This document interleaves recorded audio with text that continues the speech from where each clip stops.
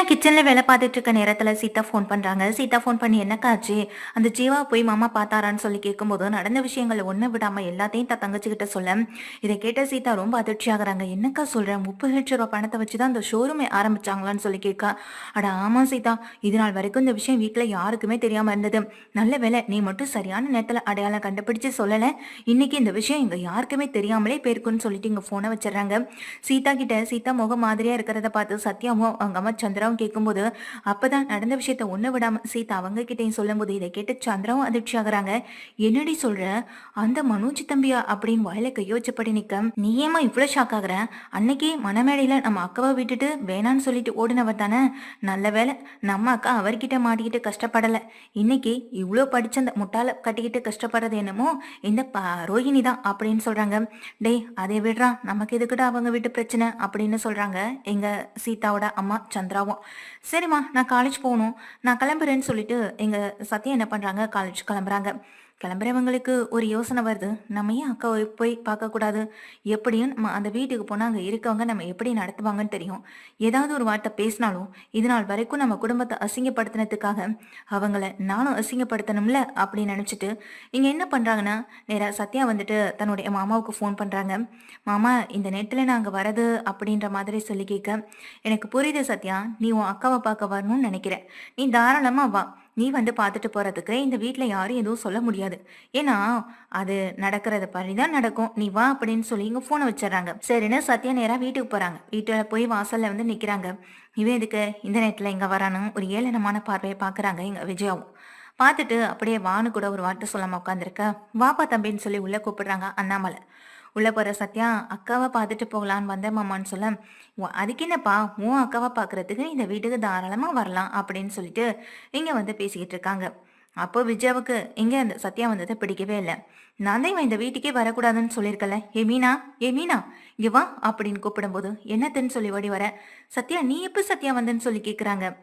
இப்ப இவனை நீ இந்த வீட்டுக்கு வரவழைச்சிட்டு எனக்கு முன்னாடியே நடிக்கிறியான்னு சொல்லி கேக்குறப்ப, இப்போ என்னாச்சு, எதுக்காக நீ சத்தம் போடுறன்னு விஜயாவை பார்த்து அண்ணாமலை கேட்க, பின்ன என்னங்க, ஏற்கனவே இவன் என்கிட்ட இருந்து 1 லட்ச ரூபாய் பணத்தை தேடி இருக்கான், இப்பன்னு பார்த்து இவனை இந்த வீட்டுக்கு வர வச்சிருக்காள் இவளும் அப்படின்னு சொல்லி இங்க கேக்குறாங்க. அதுக்குள்ள இங்க முத்துவும் வர என்ன பிரச்சனைன்னு சொல்லி கேட்கும்போது, அதுக்கு சத்யாவும் இல்ல மாமா, அக்காவை பார்க்கலான்னு வந்தா இப்போ அத்தை என்னை திட்டுறாங்கன்னு சொல்லும்போது, ஏன் சத்யா, நீ தான் எதிர்த்து கேள்வி கேட்க வேண்டியதானே அப்படின்னு சொல்றாங்க இங்க முத்துவும். அது இல்லை மாமா, அக்கா அப்படிங்கிறப்போ இந்த வீட்டில் யார் யார் என்ன பண்ணுறாங்க எங்கே போகிறாங்கன்னு எல்லாருக்கும் எல்லா விஷயமும் தெரியும். அதையும் மீறி நீ அமைதியாக இருந்துட்டு போகணுன்றதே எந்த அர்த்தமும் கிடையாது. 1 லட்ச ரூபா பணத்தை திருடினதுக்காக இங்கே சத்யாவை திட்டுறீங்களே, ஆனால் இந்த வீட்டில் 30 லட்ச ரூபா பணத்தை யாருக்கும் தெரியாமல் எடுத்து தான் சொந்த செலவுக்காக யூஸ் பண்ணிக்கிட்டு அவனை என்ன சொல்கிறது? அப்போ அவன் மகா திருடன் தானே அப்படின்னு சொல்கிறாங்க. சொல்லப்போனால் இந்த வீட்டில் நியாயமாக இருக்கக்கூடாதுன்னு பார்த்தா அந்த மனோஜ் பாய் தான். என்ன பண்றது, எங்களுக்கு வர வேண்டிய பணத்தை கொடுத்துட்டு அதுக்கப்புறம் அவன் இந்த வீட்டை விட்டு வெளியில போகட்டும்னு எங்க முத்து சொல்லவும் செய்ய, இதை கேட்ட எங்க விஜயா, இப்ப எதுக்கு வந்திருக்கும் முன்னாடி நம்ம குடும்பமானத்தை வாங்கணுன்றதுக்காக பேசுறியா அப்படின்னு சொல்லும்போது, சேச்சா, நம்ம குடும்பமானத்தை நான் எதுக்கு வாங்க போறேன், அதான் நம்ம குடும்பமானத்தை வாங்குறதுக்குன்னே ஒருத்தன் இருக்கானே அவன் போதாதான்?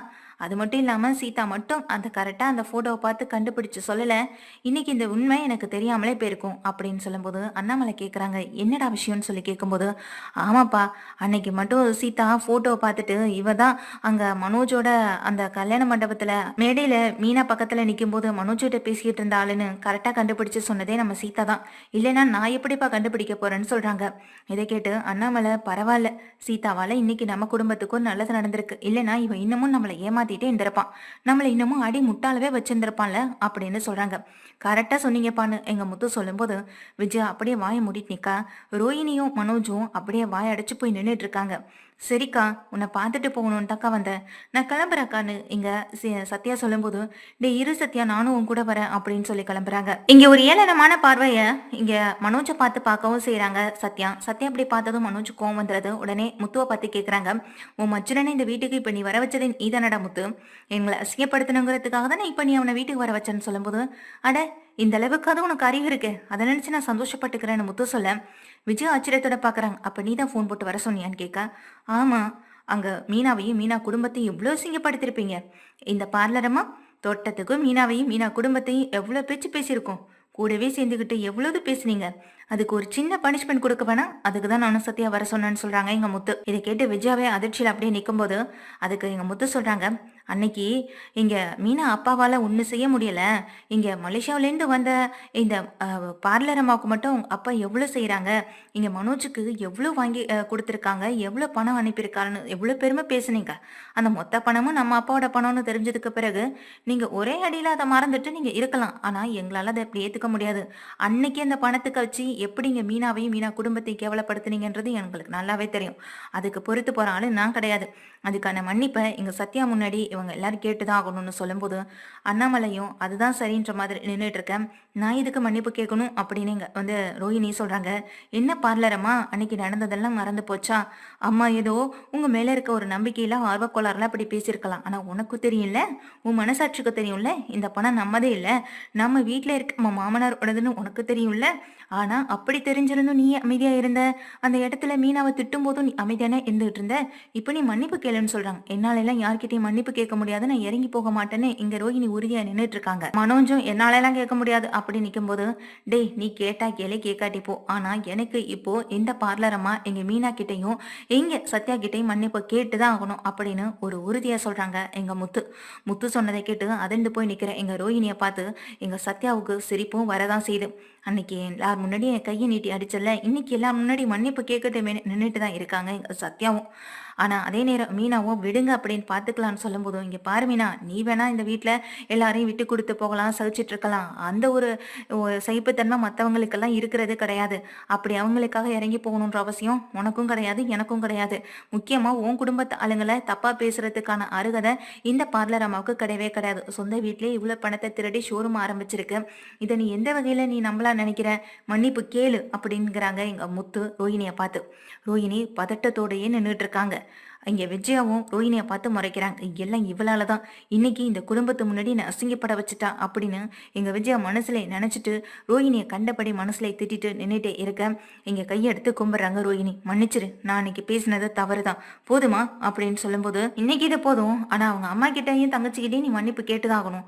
அன்னைக்கு அந்த ஹாஸ்பிட்டல்ல நடந்த விஷயத்துக்காக நீ மாச சம்பளத்தை குறைச்சிக்க சொன்னல, இந்த விஷயத்த சீதா என்கிட்ட ஏற்கனவே சொல்லிட்டா அப்படின்னு சொல்லவும் செய்ய, அதுக்கான பனிஷ்மெண்ட்டும் உனக்கு கிடைக்கும்னு சொல்லும்போது இதை கேட்டு எங்க சத்யா பயங்கர கோவம் வருது.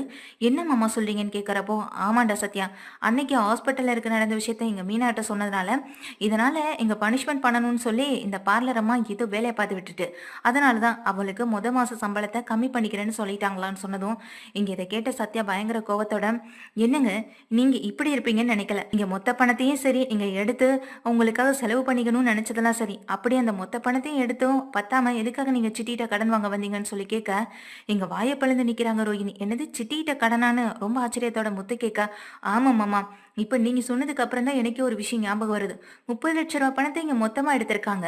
அதுவும் பத்தாம எதுக்காக சிட்டிக்கிட்ட அப்பப்போ 2 லட்சம் 3 லட்சம் கடன் வாங்கணும், அதுவும் இவங்களே சைன் போட்டு வாங்கியிருக்காங்க அப்படின்னு சொன்னதும் இங்க மொத்த பேரும் ஆடி போய் ரோஹிணியை பார்க்கவும் செய்ய, என்ன ரோஹிணி சொல்றது உண்மையா அப்படின்னு கேக்குறாங்க. அது வல்ல ஆண்டி, அது வந்த ஆண்டி அப்படின்னு தயக்கத்தோட நிக்க, நான் கேக்குறது பதில் சொல்லு, இங்க சத்யா சொல்றது உண்மையா பொய்யா அப்படின்னு கேட்க, உண்மைதான் ஆண்டி அப்படின்னு சொல்லிட்டு நிக்கிறப்போ இங்க இன்னொரு அரை பல்லார்னு எங்க ரோஹிணிக்கு விளவும் செய்து இங்க கன்னத்துல கையை வச்சபடி அழுதுட்டு நிக்கிறாங்க ரோஹிணி.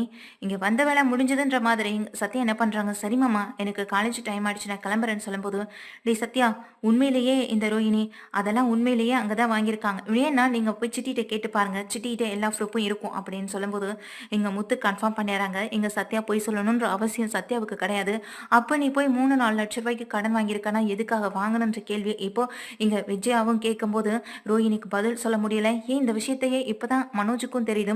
மனோஜ் ஆச்சரியத்தோட எங்க ரோஹிணியை பார்த்துட்டே இருக்காங்க. உண்மையை சொல்லு ரோஹிணி, எனக்கு தெரியாம நீ வேற என்னெல்லாம் செஞ்சுட்டு இருக்க, சொல்லு சொல்லுன்னு கேள்வி கேட்குறாங்க. எங்க ரோஹிணியை அழுதபடி நின்றுட்டே இருக்காங்க. கூடவே நிற்கிற எங்க ஸ்ருதியும் சரி ரவியும் சரி, இன்னும் எத்தனை விஷயங்களை 2 பேரும் சேர்ந்து மறைச்சிருக்காங்கன்னு தெரியலையேன்னு சொல்லும்போது அண்ணாமலைக்கு ஒரு பக்கம் பயம் அதிகமாகுது. என்ன, உண்மையிலேயே நம்ம பையனுக்கு நல்ல இடத்துல தானே பொண்ணை கூட்டிட்டு வந்து கல்யாணம் பண்ணோம், நம்ம எங்க பண்ணோம்? இங்க விஜயா தானே இங்க இந்த பொண்ணு நல்ல பொண்ணு, பெரிய வசதியான பொண்ணுன்னு சொன்னா, வசதி இருக்கோ இல்லையோ ஆனா நல்ல குணம் இருந்தா போதும்னு நினைச்சேன், ஆனா அது கூட இல்லாம இருக்கு இந்த பொண்ணுகிட்டன்னு சொல்லி ரொம்ப வருத்தத்தோட அண்ணாமலை நிற்கவும் செய்யறாரு.